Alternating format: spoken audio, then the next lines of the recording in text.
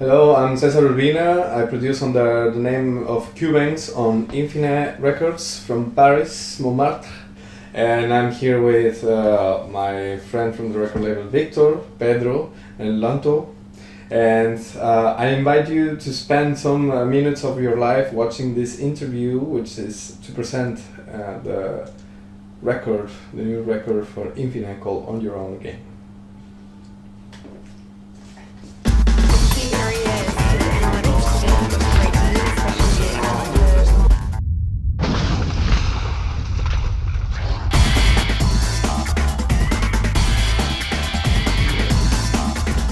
Album called On Your Own Again is going to be released on November 14th on Infiné in France and Europe. Can you remind when you began really the album? In 2009 I made the track Wait and See in Puerto Vallarta in my apartment before moving. It was the first track of the album. Okay.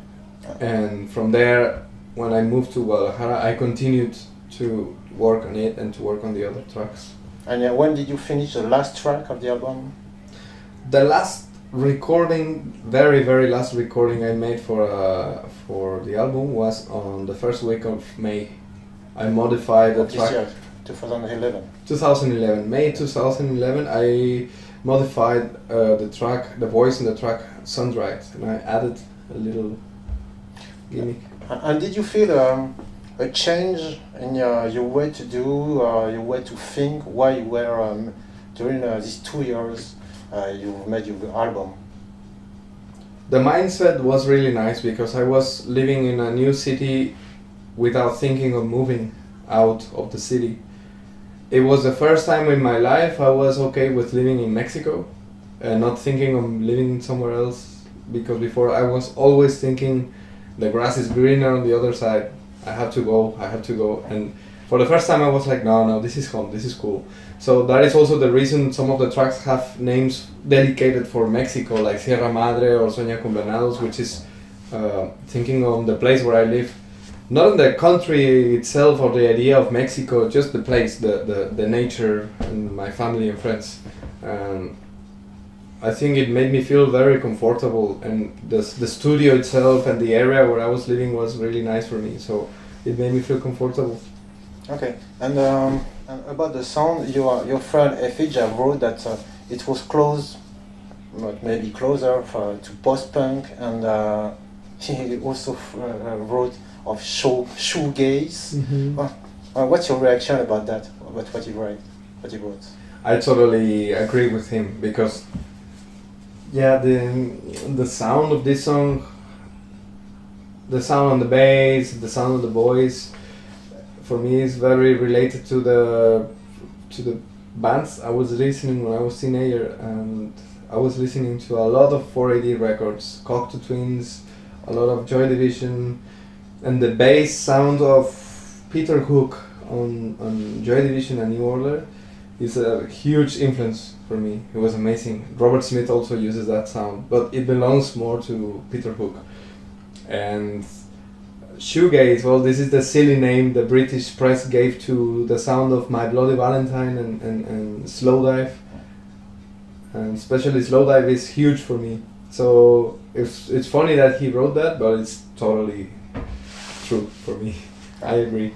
I wrote also that there was a special psychedelic texture on each track, that it was a common point between all the tracks, and so it's your way to think, your psychedelic way to think that is transcreated inside. So yeah, well, I think electronic music in Mexico is totally related to a psychedelic culture, because the country itself is a crazy place. The nature, the pre-colonial history, the rituals.